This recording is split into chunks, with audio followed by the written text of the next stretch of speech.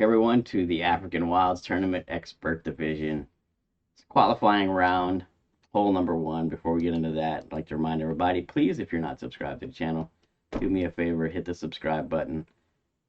You can ring the little bell. You'll get notified every time I go live or post new content. It would help me grow the channel, and it's absolutely free. I sure would appreciate it. Also, if you'd like to get your hands on the guides, we have Pro, Expert, and Master. You can find those on patreon.com/gcfenzo, and you can become a member of the channel here. Come hang out with us while we're dialing in shots, along with many other membership perks. If you'd like to become a member of the channel, you can find the link for that in the description of the video. For hole number one, we're going to be playing a Zerk Blast down to Endbringer. The adjustment for the drive is P5 plus 10% max, and we're going to push up depending on the plus yards that we adjust down to. So pay attention to what you adjust down to.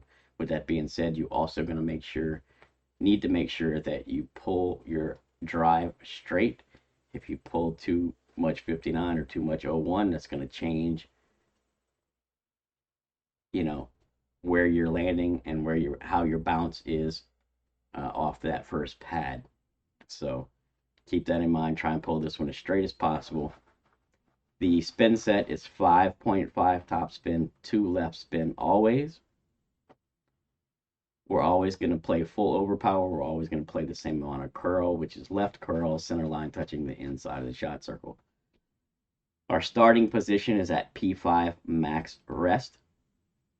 We're using the little piece of rough that juts out into the bunker. So 5.5 top, 2 left, like you see here. That's no matter what wind angle or strength, this is the spin set that we're going to use.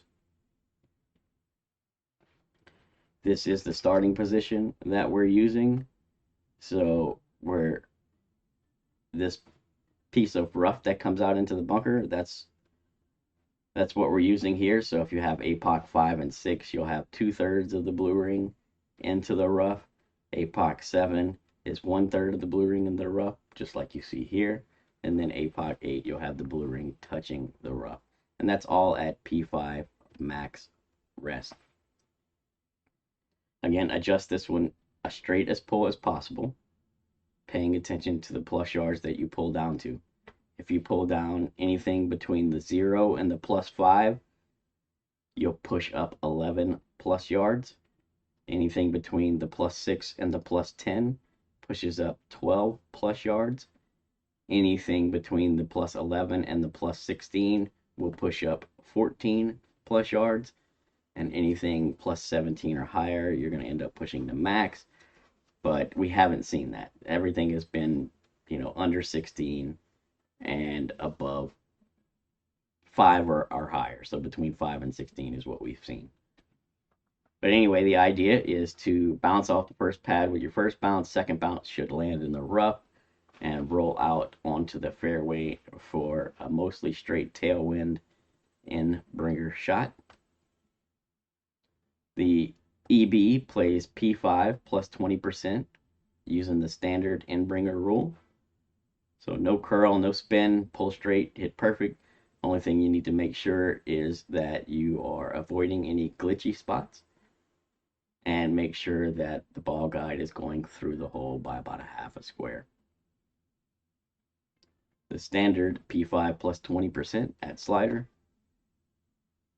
Endbringer rule.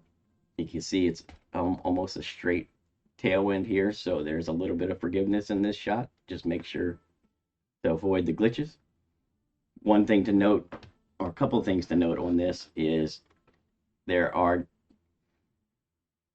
different wind angles, some massively different wind angles. You can see a really hard tailwind, you can see a really hard crosswind, and they do affect how the shot comes in. Some wind angles are a little more great safe than others, but if you hit perfect on your drive, you should be good. If you hit, depending on the wind angle, great balls left or right can either put you in the rough or the bunker. There is risk involved here. No matter what, you'll always be close to the green with a shot at the eagle, just depends wind strength, wind angle, pull angle, and what type of great ball you hit. So, I mean, there's a lot of variables to consider there. But even if you just make sure that you bring a sand iron that you're comfortable playing with and a rough iron that you're comfortable playing with, uh, even if you do land in the bunker or the rough, it's still a really good chance at dropping the eagle. It's a very close shot and it's mostly straight tailwind. So still a good chance, even if your drive doesn't come out perfectly, still a good chance at getting the drop. I think, honestly, the best chance at getting the drop is playing it this way, which is why I'm going with this shot. So practice this one a couple of times, see what kind of results you're getting, make the tweaks as needed to work with whatever is happening for you. And I wish you best of luck. Hope you get the drop. We'll catch you on the next hole.